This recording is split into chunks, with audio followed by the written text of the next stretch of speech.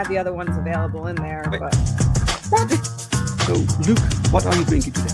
Coca-Cola. Morning on the way to the gym and set my ukulele on top of the car and then drove off down the road.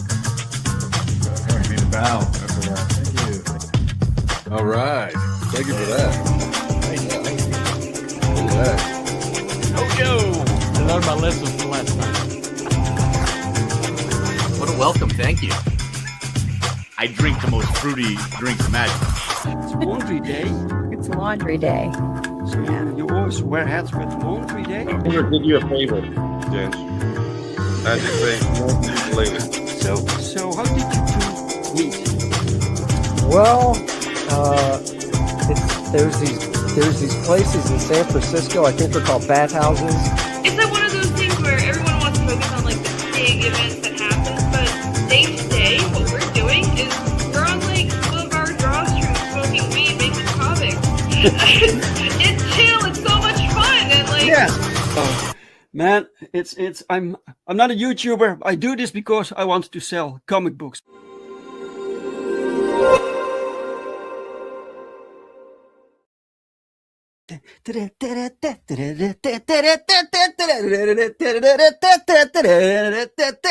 Bam! Hello guys. Hello everyone. It is Sunday.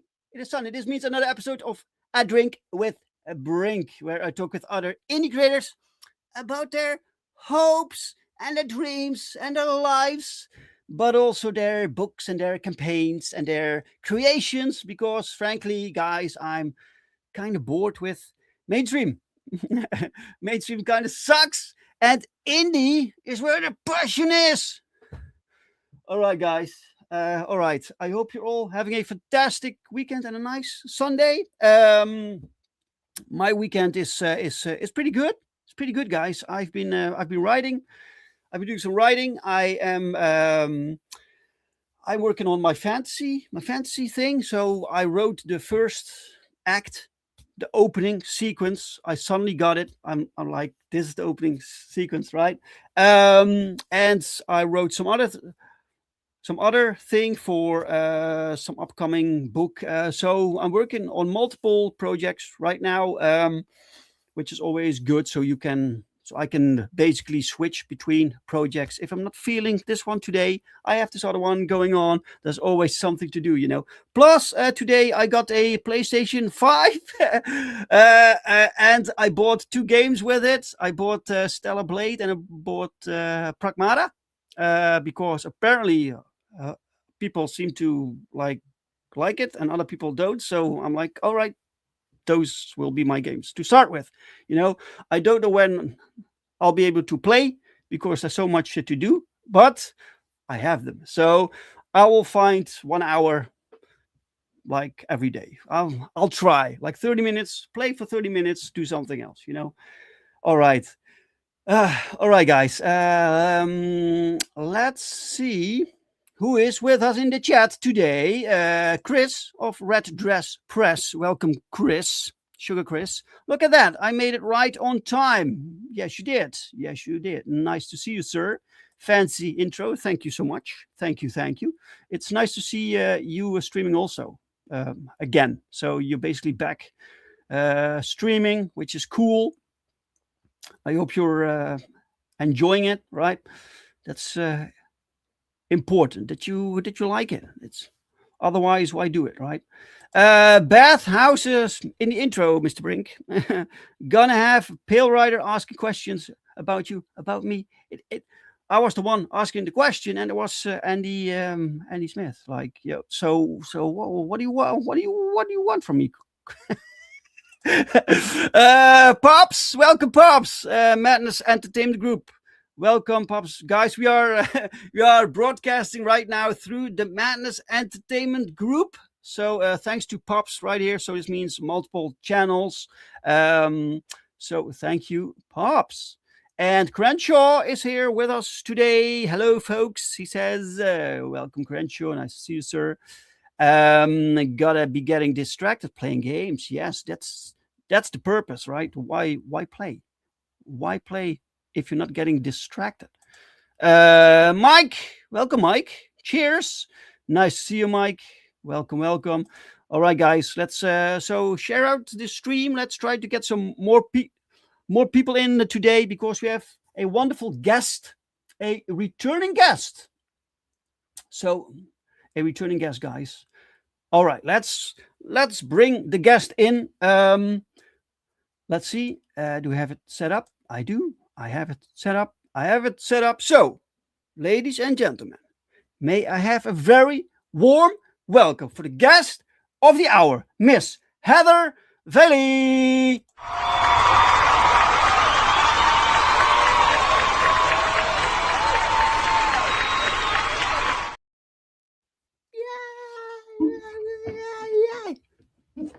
Hey, glad to be back on. Woo!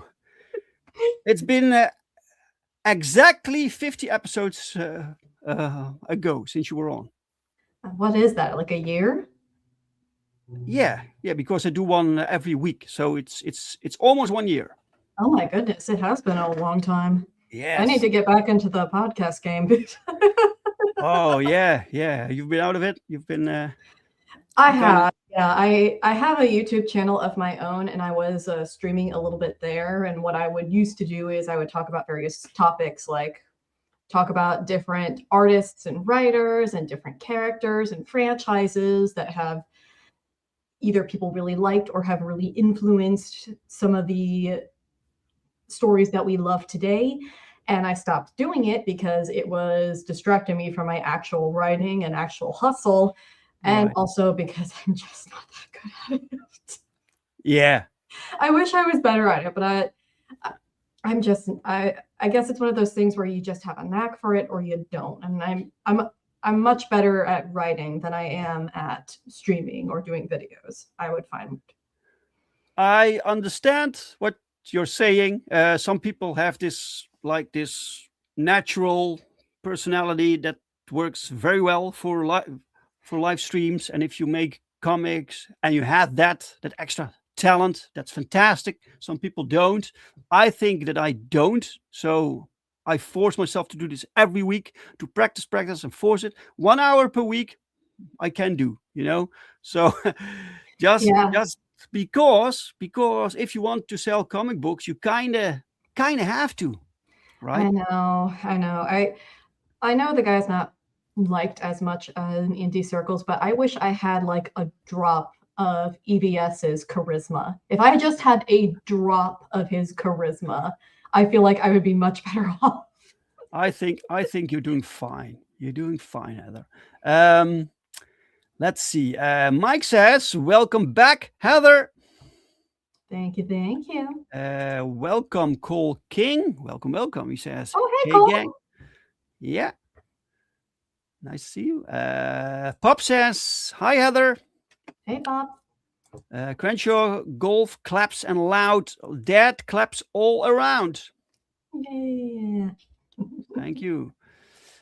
Yes. All right. People saying hi to each other. Excellent. Okay, Heather, before we dive into the questions and about whatever you've been doing lately, let's start off with the first official question. What are you drinking? Two different things. I have cracked open a can of Brewdog Hazy Jane, but because a Hazy Jane, yeah, it's a IPA. I am a fan of IPAs, which I've been told is quite rare for a woman to like. Okay. But because I don't want a hangover tomorrow, because I work tomorrow, I got a sparkling water. Oh, cool. So a little bit of this, a little bit of that. Yeah. Is it silly if I ask what IPA means?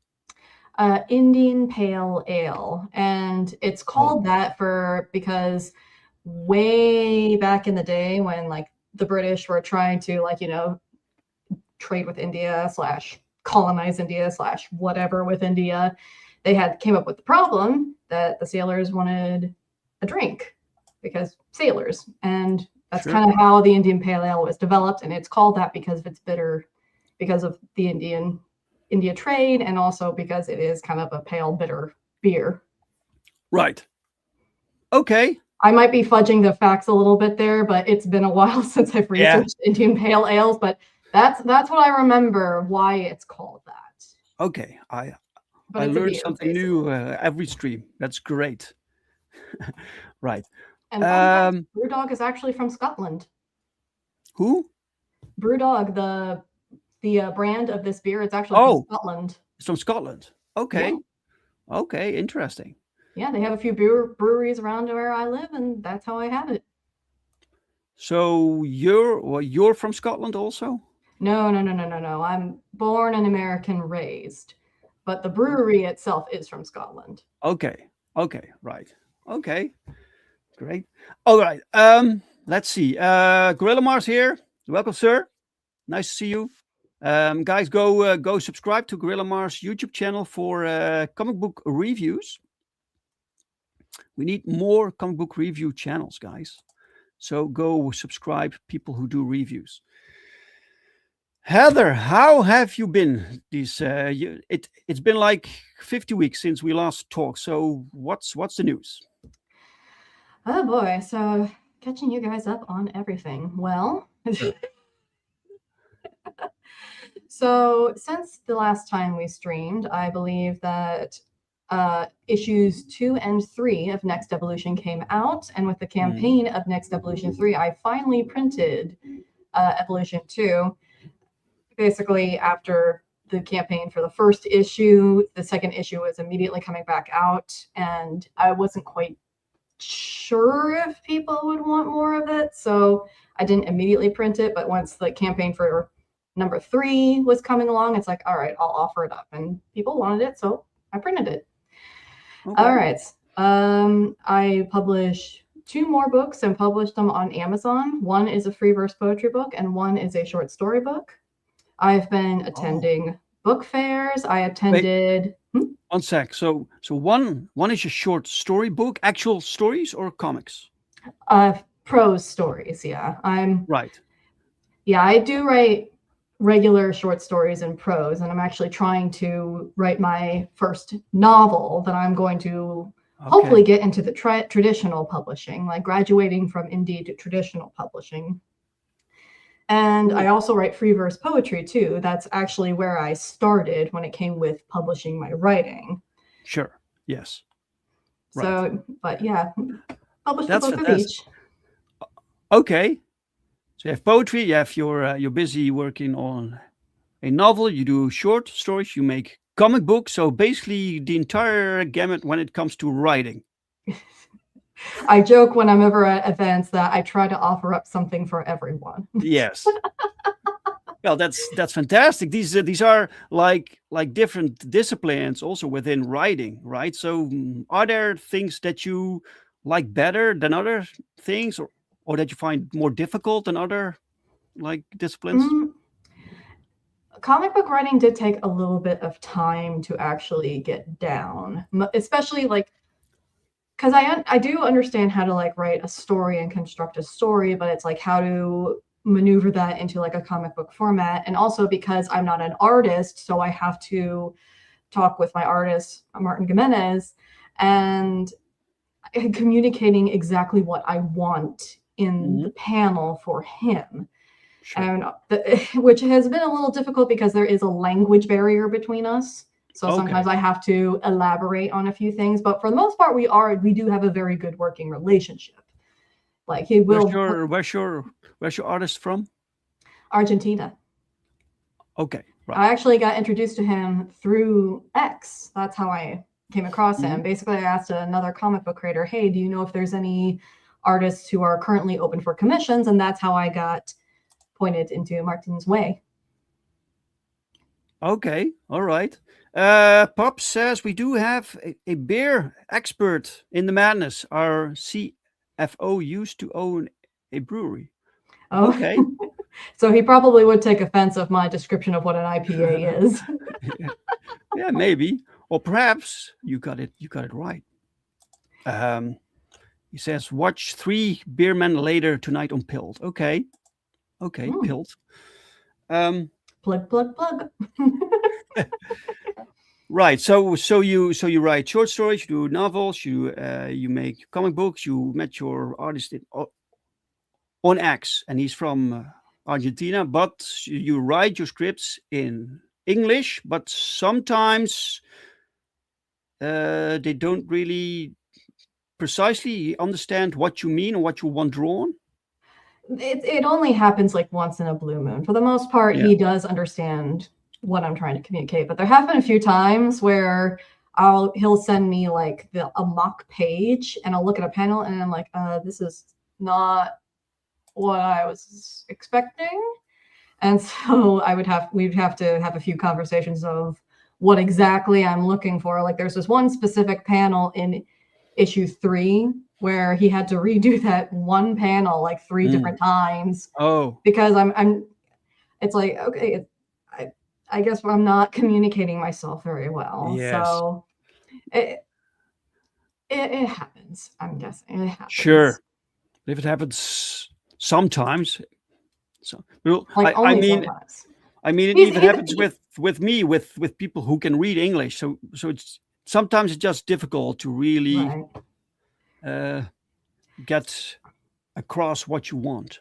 And Martin hits the nail on the head like 99% of the time. That's why I'm still yeah. working with him. And I still absolutely adore his art. Like the cover that you have in the background there for issue 4, like I still love what he does. It's just, sometimes there's a hiccup here or there. Yeah, it's beautiful. Yeah. It's really cool. It's really cool. I do love how he does the covers. Right. So you're working on several things. You said you are finishing a novel, or trying to get it finished, right? Well, I'm trying to get it started. Oh, started. Okay. Yeah. I have the outline. I know exactly what's going to happen. It's all up here. I just need to put my fingers on the keyboard. And this will be your first long form book? Yeah, it is. Yep. I'm debating whether or not to go with a pen name, just because it is more of, I don't want to say a masculine book, but it involves like the male character. It's like he's trying to find his lost lady love. There's lots of violence and gore. And it shouldn't matter that I'm a girl, because there's plenty of like manga that are written by women, like Full Metal Alchemist was written by a woman, and men love it pretty much universally.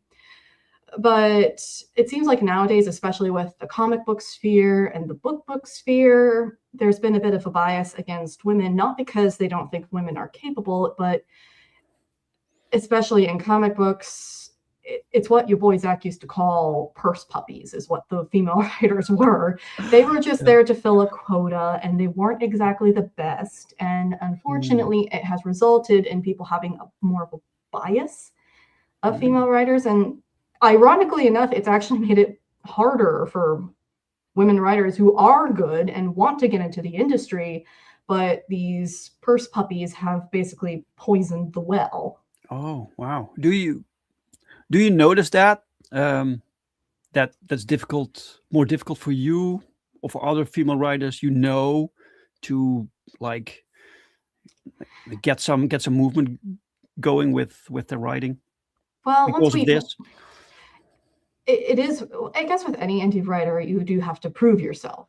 And it's like the women who have proven themselves and people trust their work, then they will go ahead and they're perfectly fine. They don't care that they're women writers. Like, oh crap. Why am I blanking on her name? The Daredevil writer, Daredevil, she came right after Frank Miller. Why am I blanking on her name? I don't know. I wasn't really a Daredevil reader. Someone in the chat will probably chat help us. Who's which female writer wrote Daredevil after Frank Miller? Yeah, because every single male comic book fan adores her. Like they love how she did Daredevil, and they don't care that she's a woman. They like the fact that she did a good job. But then you get the female writers who they start with, I'm a woman, and you should like what I write because I'm a woman. Oh, and Nocenti? And Nocenti. Thank you. Thank you, Chris. I'm brain farting really bad right now. Didn't get a great night's sleep. Also, years to decades of Karen over-representation. Yeah. Yeah. So it's Yeah. like the women who did prove their worth, people love them. They will Mhm. read their work every single time. And the women who just pretty much went basically pussy first, Yeah, they're the ones that people don't like, and they're the ones that have left a bad taste in readers' mouths. yeah. The weird thing is that female writers, and they did much better before we were kind of requested to mind their gender.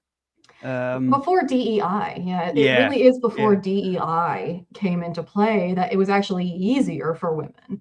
because believe it or not, a lot of readers, they got over the fact that, yeah, sometimes women can be writers and they can be actually pretty dang good at writing. Like, most male readers have gotten over that already. Like, believe it or not, male readers are not as sexist as you believe them to be.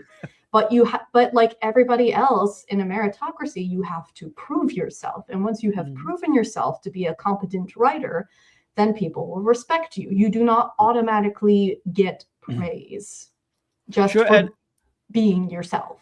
I also think it's less of a factor. It used to be less of a factor within comic books, because basically people, you see the character you like, you see cool art, and that's what sells the book mostly. And then the story catches on, or you like the story and you keep reading, right? So Mhm. people didn't really care much about who wrote it. Nowadays it's more like writer centric, but it was more like for the visuals and the Yeah. characters. Yeah.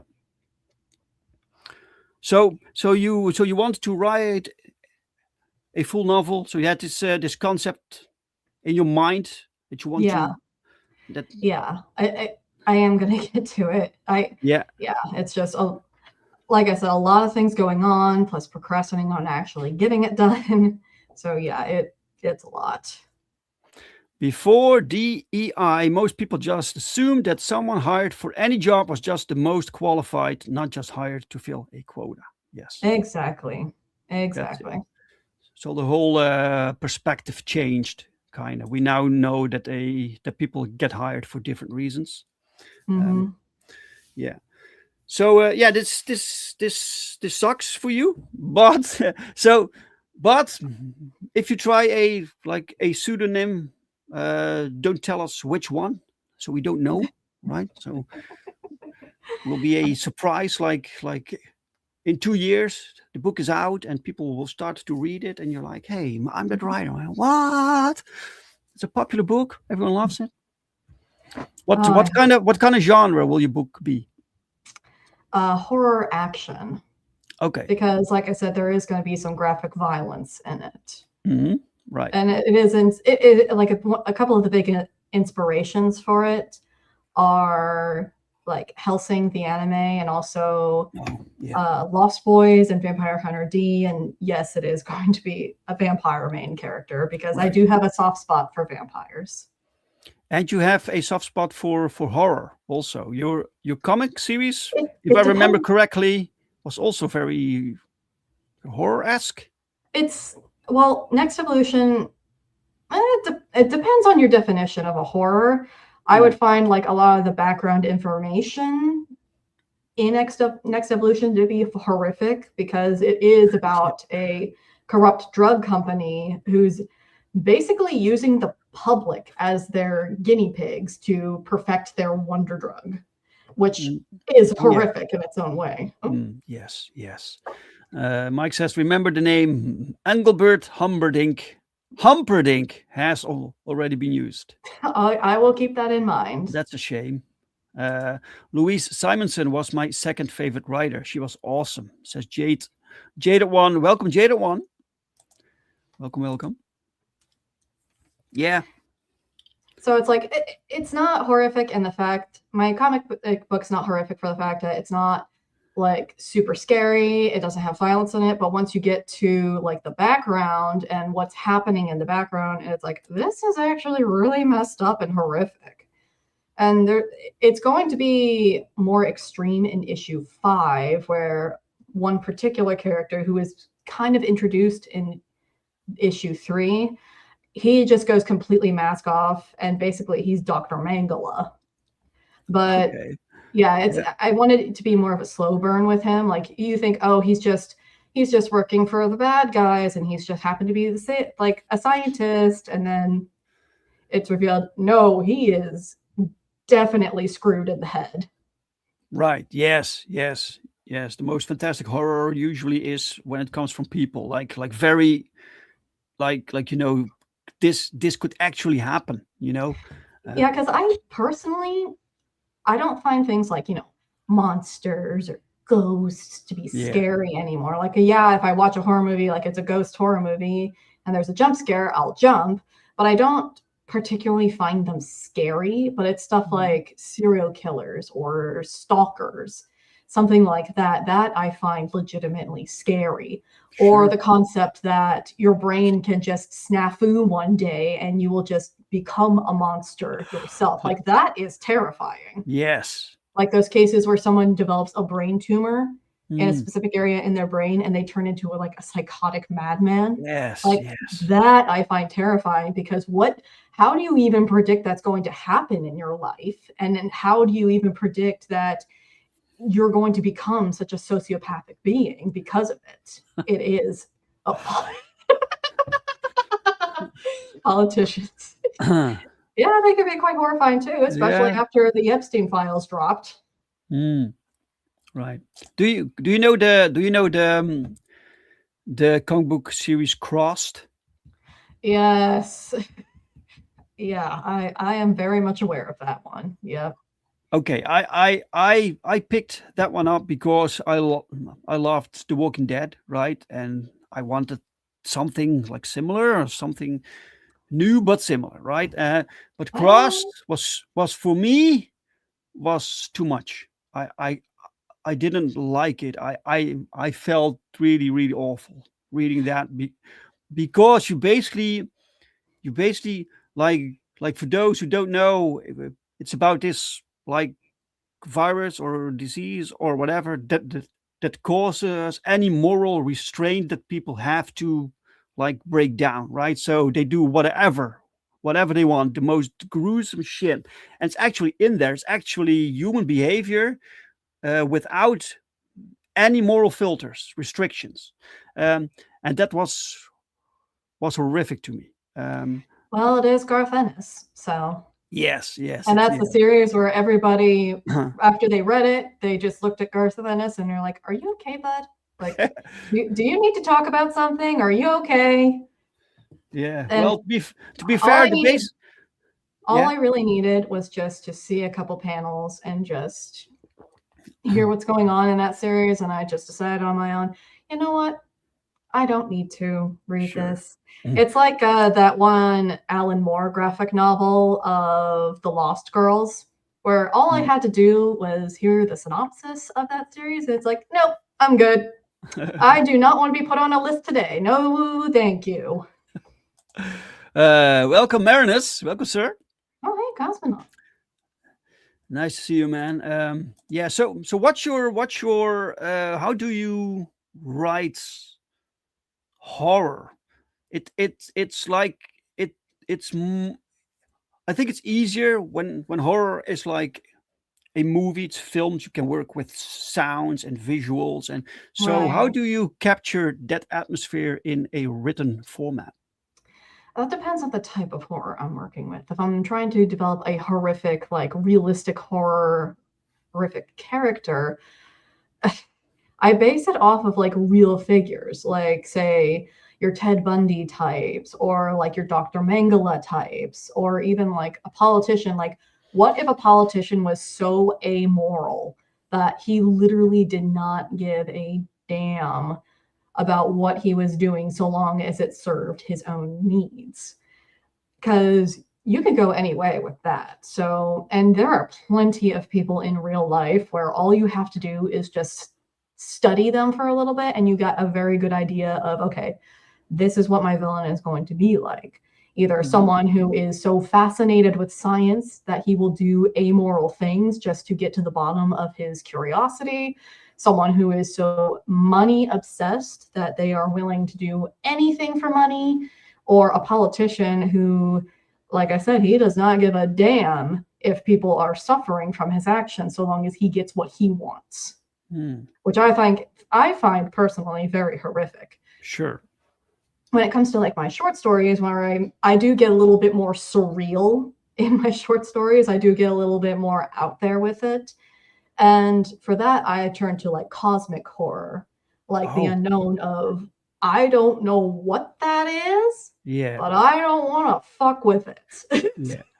Right. Yeah. So whatever that is, it's making me very upset in my tummy, and I don't want anything to do with it. So instilling that kind of fear, where it's like, yeah, like Cthulhu, where you're not quite sure of if you're going to get out of this or not.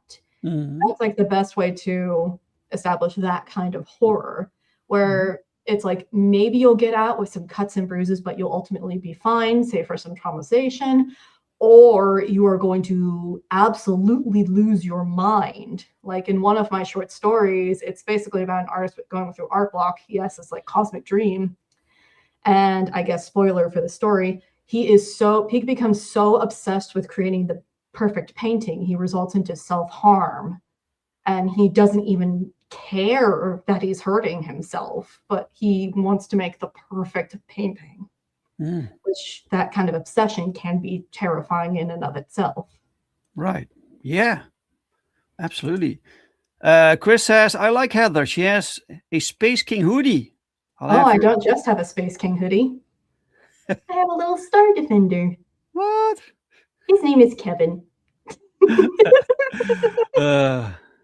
Cool. That's cool. Yeah, Chris, get her on your show. I'm happy to be on. Welcome, Matthew Creek. Welcome, sir. Hello. Always good. Guillermo del Toro should have adapted The Mountains of Madness after Hellboy 2. He would honestly make a very good director, because you could say what you want about him, but he is very good at, directing like really surreal movies that can be honestly really horrific. Right. Yeah. Perfect painting resulting in self-harm sounds like Slanesh heresy to me. Yeah, it does. I mean, there's a reason why in Warhammer they have a chaos god specifically about excess and obsession. Right. Yeah, you have something with Warhammer, right? That's Yeah, I'm trying. I have my little minis right here, and Yeah. I'm trying to get to painting them. I've already put them together and primed them, and I have accepted that these guys are not going to make it onto the tabletop, because I have not read any of the codexes yet, and I understand that as far as tabletop games, Warhammer does have some very specific rules to it, so I haven't learned all the rules, but also these are going to be my first like mini paintings, so I'm very new at this hobby.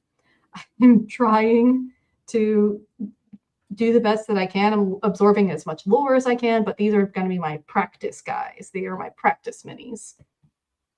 Cool. Really But nice. I do have my little Oh, look at that. Yeah, you painted that one? No, I did not. It's a Joy Toy. They have all sorts of like Warhammer stuff, and this is a Black Templar Space Marine. But they're also going to be coming out with Kriegers, like Krieger guardsmen, and I'm very excited about that, because I did fall in love with the Krieg a little bit. Because there's something so funny about an entire like guardsman troop in the face of Necrons and demons and all sorts of things that can melt your brain, and they are coming at all of these threats with World War II trench warfare techniques. There is just something so funny about that to me. Yeah, it is. But they are also just so determined to fight for the glory of the Emperor too, which is endearing. So it's very funny, but also endearing to me. Right. Yeah, I wanted to get into Warhammer. I wasn't really familiar with it. I know it, but I don't really know it, So Mhm. because like most, if not all franchises that I knew and I loved have changed drastically. They're no longer what they used to be, and I lost interest. And I wanted to find something else, and Warhammer was still affected, but I don't know where to start. I'm still learning it too, because there are multiple ways where you can start with Warhammer, because it's not just the game. There's also the books that are coming out. There's even comic books of Yes. Warhammer, though I have been told by my mutual on X, he used to go as Mike's Total Dragon, but he's like, let's talk about comics now. He told me that apparently the Marvel ones were like okay, but it's like the Warhammer comics tend not to be great. Oh, that's a shame. Yeah, I have to I just like to get to know the lore. I can't really play the games because you need friends to play with, so that doesn't work, right? But the entire franchise is like decades old, and I find it kind of interesting. Oh yeah, and the lore, there is like so many like fascinating factors, because it's not just the Space Marines, because there's also like I said, the orcs, there's the Tyranids, there's the Necrons, there's the Eldar, and of course you've got the Chaos faction, and they have their whole thing. There's like so much there, and you really could get in anywhere. Cool. Mike has some rare Warhammer comics, the fantasy ones. And the ones that I probably won't be able to afford and will probably have to pirate if I ever wanted to read them. Yeah, that is the thing with some of the rarer comics. It's like you want to buy the comics, you want to support it, but at the same time, they are so rare, or they are just, for whatever reason, you can't get them in a reasonable price range. Yeah. I feel that way with the Blueberry comics. It's basically a Western series. Yeah. And it's like each book can cost up to like $125. And it's like, really? Shit. It's like, I do not. It's by why am I blanking on names today? Gosh. Mobius by Mobius. Oh, okay, yeah. I love Mobius's artwork. Some people don't care for it. I really like it. Yeah. And I just adore his Western paintings. And apparently he fell in love with Western comics. So that's why all of his Western comics look really, really fantastic. And I liked Blueberry because that seemed like a very good comic that I would like. But I go onto eBay trying to find Blueberry, and it's like, why are all these so pricey? Yeah, that's a shame. That's a shame. Matthew Creek says, sign up for a chance to win a free copy of my upcoming Supernatural Mystery comic at thenightslayers.com. All right, guys, so you can win a free copy of a comic. That's nice. That is nice. Right. So what else? So you have Warhammer, you're doing your so you're still writing a lot of things. You are publishing things, which is great. You are working on the 4th issue of your comic book series. Yep, issue number 4 is currently in the works. We're about halfway through. Martin just turned in the mock page for page 12. So we are about halfway through, and I will announce it on both X and Instagram whenever I start up the campaign for it. All right. And that comic is called Next Evolution. Right. Mm-hmm. What's that series about? What's that? Well, it's like I said, it's about a corrupt drug company, and the main character, Skylar, she's what's called a rager. And the reason they're called that is because they're these people who, they are very strong. They are very strong, but also they are mentally unstable, and they can easily lose their temper. So what happens is they get angry, they start raging out, and they start causing destruction. And Skylar is one of those rangers, but she is a bit more level-headed, and she has figured out that the drug company was actually responsible for creating the ragers in the first place, because like I said, they decided to use the general public as their petri dish to test out their wonder drug and perfect it. So she, along with her hacker friend Julian and a newer recruit, Zane, he's kind of a leader of a gang of Ragers, and they decided we're going to band together and we're going to take down this company because they have made it clear that they are not going to stop, and we have to stop them before they mess up another generation of people. Mm-hmm. Right. Okay. Exciting stuff. It sounds like something for a movie, also for a series. Yeah, it does. Television series, you know. I Yep. mean, that would be nice. It would be Yeah. nice. So if you're watching, television producer, reach out to Heather. Wait. Okay. Cool. So you have your blog. We can show yeah. that. My Medium blog. Mm-hmm. That's where I do my reviews. Your Medium blog. So let's see. So you do reviews. Reviews, think pieces, sometimes just talking about my life as an author. I'll occasionally do a piece about that. And yeah, it's pretty much just a general nerd blog. Mm-hmm. As you can see, I do stuff about comic books. I talk about anime movies too. Oh, Right. And yes, I did talk about the Harley Quinn fart comic finally after a year. Yeah. I did read it, and yes, it is terrible. Oh, you did read it? Really? Did I you did. buy it? Did you actually pay money for it? No. Oh. Last year, when the piracy sites were not taken down, I managed to find a pirated copy of it, and I read through it, and it's like, I am so glad I did not spend $8 on this thing, because they marketed it as an April Fool's Day book. Oh, really?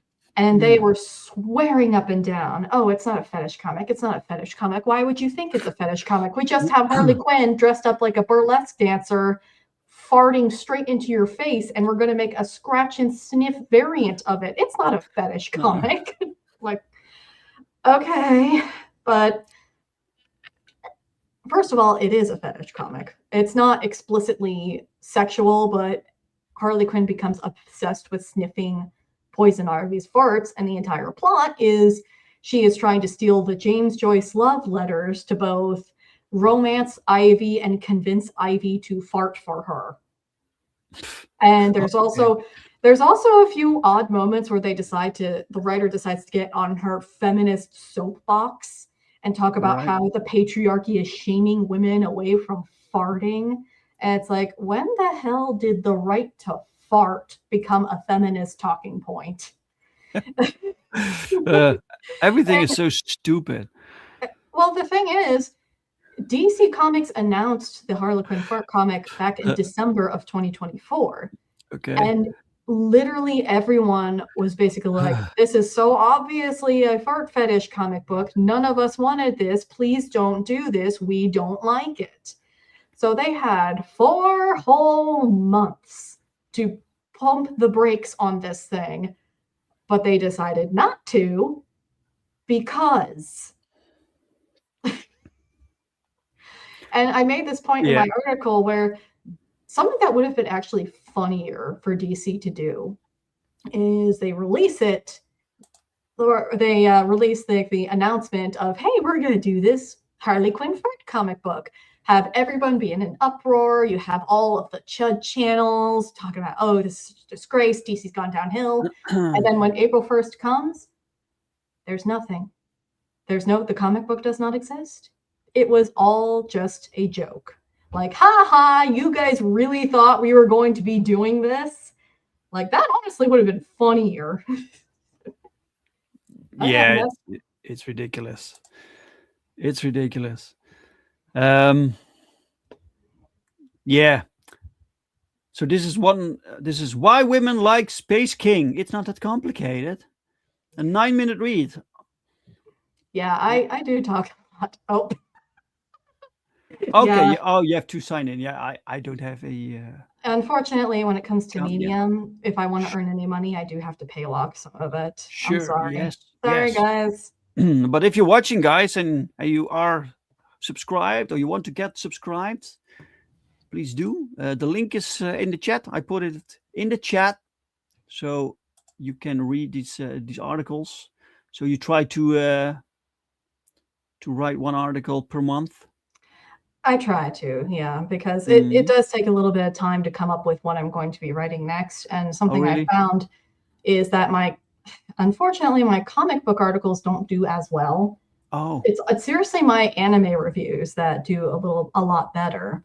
okay. Or yeah, like the most well-received article I have was when I was comparing the two different Vampire Hunter D movies, the one from the 80s and the one that came out in 2000. And that has been my most read article to date, outside of Oh, my review of Isom #1. oh yeah. People like to see that also. Yeah. hmm Awesome. And I'll Cool. always get like an Fans. uptick on that whenever the Rippaverse is releasing something new.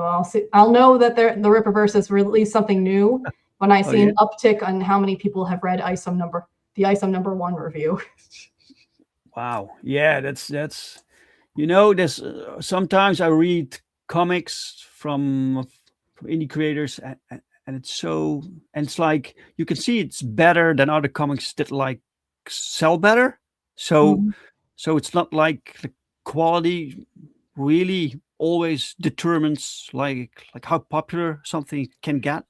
Yeah, and I think because, well, it's like what you mentioned earlier, that a lot of the mainstream has become boring and a lot of readers have lost faith in the mainstream. Mhm. And as an unfortunate result, the interest in comic books in general has shrunk. Mm. And the indie market is still going strong, but general interest in comic books has shrunk, and it's because of the shenanigans of the people in the mainstream comic books like sphere. They have just made it so much harder for creators. Right. I just follow you on Instagram. This is her Instagram page, guys. So I'm putting it in the chat so you can follow her there. If you're local to Columbus and you want to find out where I'll be next, then follow me on Instagram and you'll figure out where I am and you can come and meet me and I'll even sign your comic books for you. Cool. That's cool. So you posted this a little while ago. Is this from the new book or from Yep, the? that's a page from the new book. Okay, that's great. And the entire book is black and white, right? Yeah, the book itself is in black and white. The covers are Mhm. color. Cost reasons. Sure. I Yeah. I do get the money. I do get some money from the crowdfunders, but for the most part, I am funding this series myself. Mhm. Yeah. Don't quit your day job, kids. Hey. I like laughing ogres. Oh yeah, Laughing Ogre. That's a comic book shop. Unfortunately, Oh. one of the owners passed away, and they're going to be. Oh no. Oh. But I'm actually going to be there for Free Comic Book Day. Oh, great. Next Saturday. Yeah. That is fantastic. Yeah, 2 to 4. So it's close by to where you are, where you live. Yeah. Oh, that's good. That's good. So this means every time you have a network there. So when you have your own comics, they will put it in the store for you also. Yeah, like you do have to ask the store Sure. in advance, and you'll have to work out a deal because they'll usually be like, okay, if we sell your comic book, then you get like 50% of the earnings. Sorry, but oh, cool. But yeah, there are quite a few comic book shops where if you ask them, hey, will you be willing to have my comic book in your shop for you guys to sell? And they will usually say yes. Then I've only had like a few tell me flat out no, but for the most part, they've been a yes. Yeah, it also kind of depends on the what's the word rapport that you have with them? Rapport. Is that the right word? Yeah, because I have one store that they know me. I come there monthly, right? So they're very happy to put my books in. In fact, they ask for it. When's your new book out, right? And then other stores, I come maybe once per year. So I don't really have any connection there, and that's more difficult. So It they've is, yeah. they've so much material to offer, so they basically do it because they know you. Yeah. Yeah, and it's something that that's a big reason why I started doing more pop-ups to not just, have more opportunities to sell, but also to build more of a community. Sure. Because Yeah. it's one thing to build up like an online following. It's another thing when people see you in the flesh and be like, oh, you're a real person and you sell real books. Yeah. So once you start doing enough, getting yourself out there more and more, there are more and more opportunities, not just for you to sell, but also to make connections. And more connections you make, then it's easier for you to get your foot in the door for various opportunities. Right. So these are books that you also made. Yeah. All those are the other books that I've made, along with my comic series that's in the corner there. I was set up at the front of the, it is a bar, but they call themselves a beer garden too. Okay. And I actually had a nice conversation with an older gentleman who was writing, he was a writer himself. Oh, cool. Mm-hmm. Cool. So you go, but do you also go to conventions or markets or where do you sell your books? I've been doing more pop-ups, so I've been selling them at like bars and whatnot, but I do sometimes do book fairs. Primarily through this one publisher called Monday Creek, which is in the Hocking Hills area of Ohio. And I did do GalaxyCon last December, but that was not as fruitful as I was hoping for it to be, unfortunately. Oh, let me put it this way. There was a day after like the first day, I realized I wasn't going to be selling much.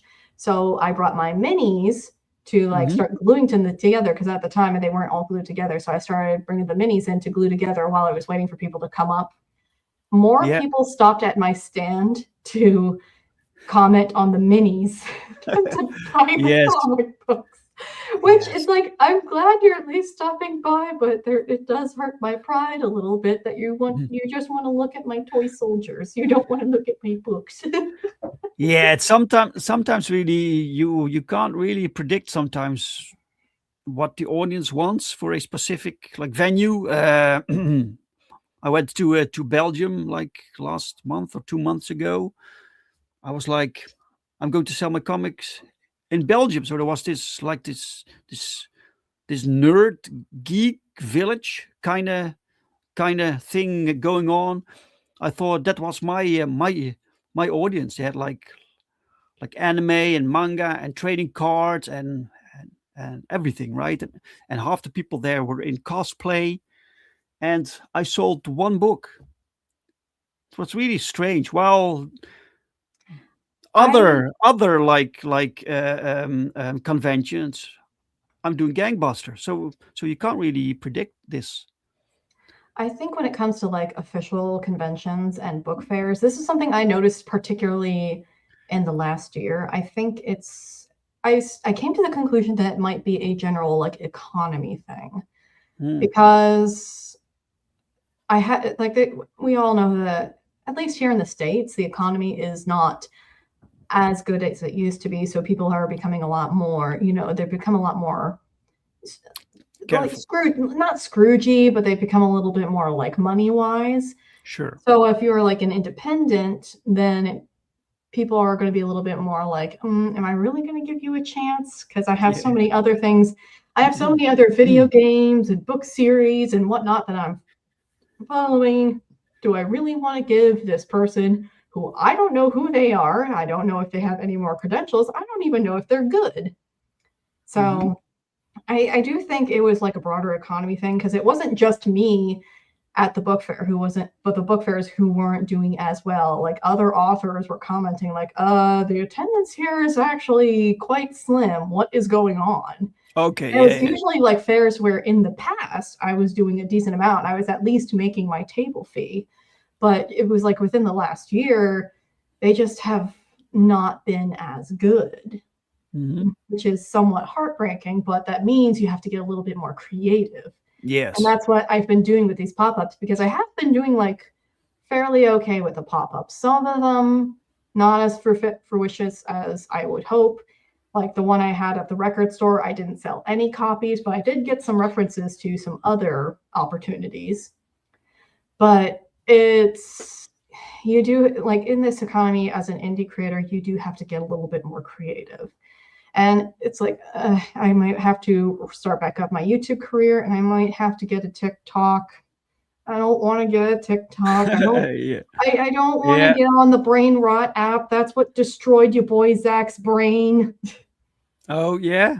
You think so? Yeah, he announced that he was on TikTok just to like, I don't know what he was doing on there, but people have said that it was as soon as he started getting on TikTok, that's what rotted his brain. And that's why he went a little crazy. Oh no. I'm not on there. I'm not looking forward to get on it either. Welcome, Glenn Fleming. Welcome, sir. Oh, and Mike says also ever lowering literacy. Average manga pages contain fewer and simpler words than average US comics, right? Yeah, that's another thing. We chose the right time to become writers, didn't we? We chose the perfect time to become writers. Yeah. Well, you know. Like I have even noticed with that, like sometimes I'll do like a doom scroll, like once a week I'll be doom scrolling. And I think that it has rotted my attention span slightly. That's why I'm trying to get away from it. Yeah, that's for the better. Just focus on your writing. You know, focus on your writing, focus on your reading, focus on a more like something that is more time consuming, not hard, but time consuming. Sure. And to improve your basic attention span, because I think that is a big problem these days. Like people's attention spans just aren't what they used to be. Yeah, that's a problem. That's indeed a problem.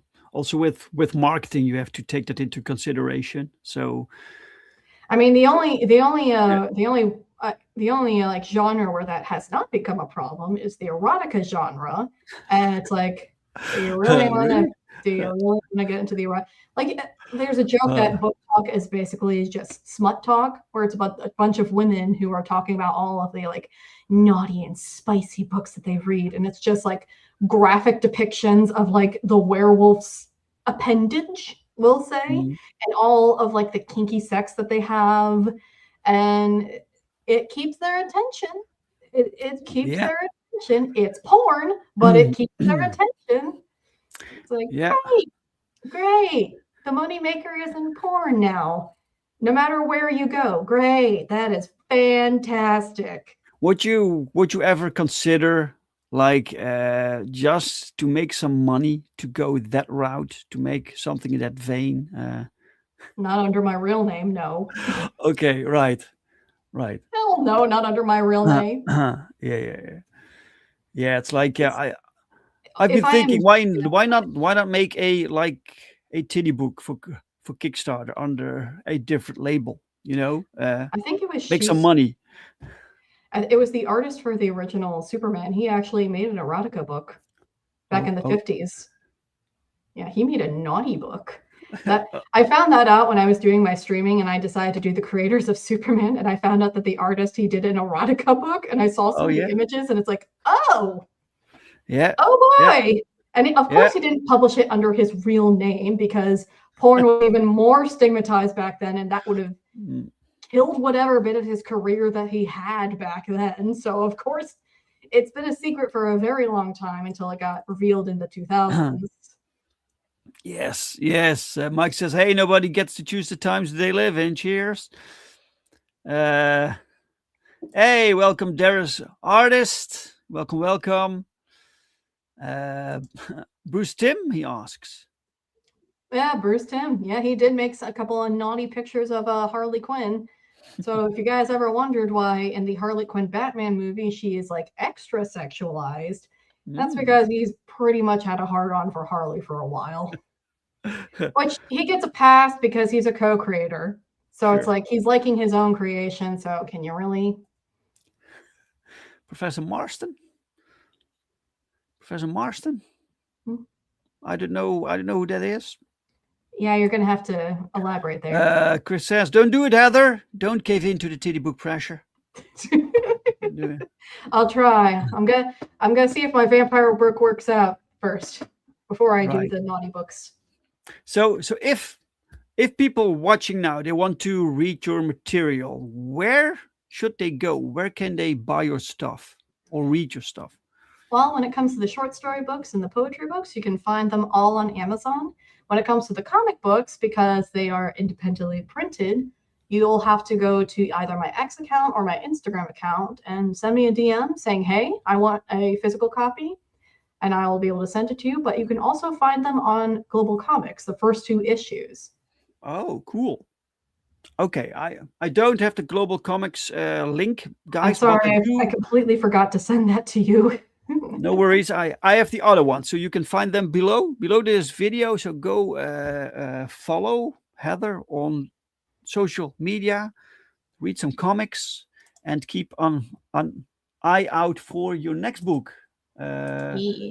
Next Evolution issue 4, right? Mm-hmm. Excellent. Oh, Professor Marston is creator of Wonder Woman. Oh yes. It's like people criticize the CCA being like, oh come on, they're not really putting erotica stuff in comic book for kids. But when it came to Professor Marston with Wonder Woman, it's like a good chunk of those comics were definitely his fetish. Wonder Woman getting tied up all the time, her in compromising positions. It's like, yeah, this is his fetish. Well, in order, it's like, hey, if that floats your boat, that floats your boat. But maybe don't put that in a kid's comic. Just saying, maybe you shouldn't expose the children to this. It's really funny how these things start sometimes. Sometimes concepts just begin with people being horny. Well, we give a lot of modern artists flack for like for accidentally exposing their own fetishes. But if you go back, like the old folks were not any better. They were not. Yeah. And there are certain artists where you can definitely tell if they're like a boob or a butt guy just by how they draw women. Right. Like you look at some of the Kirby women, and it's like he definitely likes his women with some thicker hips. Bondage, says Mike, for some reason. So thank you, Mike, for that contribution. Thanks so much. Heather, there was a fantastic chat. It's been 1 hour. The time flies. It was fun. I know. It was great. I know. I barely noticed it. Yes.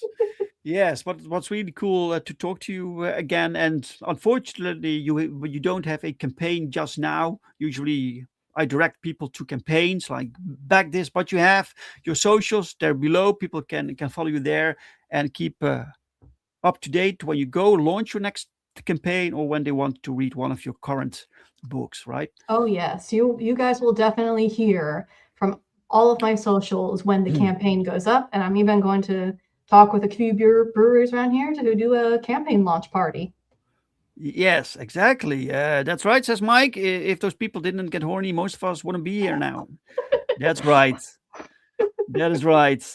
Welcome, Tank. Welcome, sir. Smash that like button. Yes, please do, guys. Please do. But, guys, before we end this stream, I like to share something else with you guys because I have a pre-launch page on Kickstarter. It's right here. Wait, let me log off for a moment. Sorry for the delay. Log off. There we go. And go back here. Holy shit. It's slow. There we go. All right. Add to the stage. Guys, Safeguard Pandemonium. It's on pre-launch. stage right now. Alan is working. So Alan Goldman is the artist on this book. And Thiago Gomez does the inks right now. They are working on the last 6 pages, guys. The last 6 pages of this book, and then it's fully drawn. So I'm putting the link in the chat right now, so you can get notified when it goes live. So this is basically superhero comics set in our Jamin verse. So Jamin Comics universe. If you read any of our books, like Perfect 10, for instance, it all takes place in the same universe. In fact, Safeguard is a direct follow-up of the Perfect 10 series. So we rounded off that first arc with Perfect 10 issue 6. It will now be combined in a trade paperback, and you can read Safeguard if you want more like Adventures of 10, right? So here's cover A by Mr. Alan Goldman himself. Really, really awesome stuff. And like Cage. Sorry? Kind of looks like Luke Cage, the center guy there. Oh yeah, he does a little bit. He does a little bit. Yeah, he kind of started as a combination between Luke Cage and Iron Fist, right? That was the original idea, and then it kind of grew into something else. But that's how it started, right? And we have a cover by Perfect 10 artist Paul Rodrigues. He drew this one, cover B.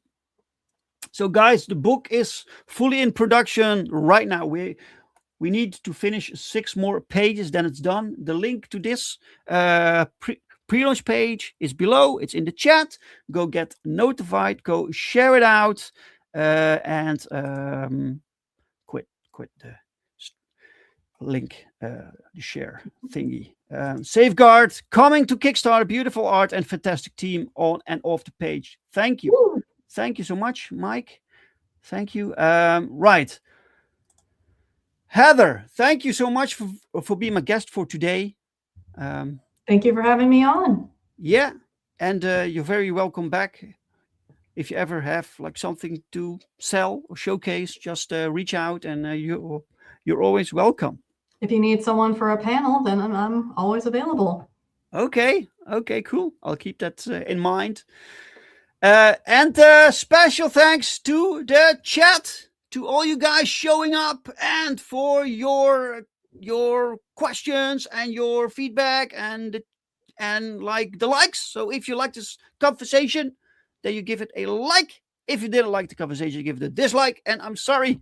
And then I'll be back next week. So next week. So a brand new show, same channels, same time, new guest.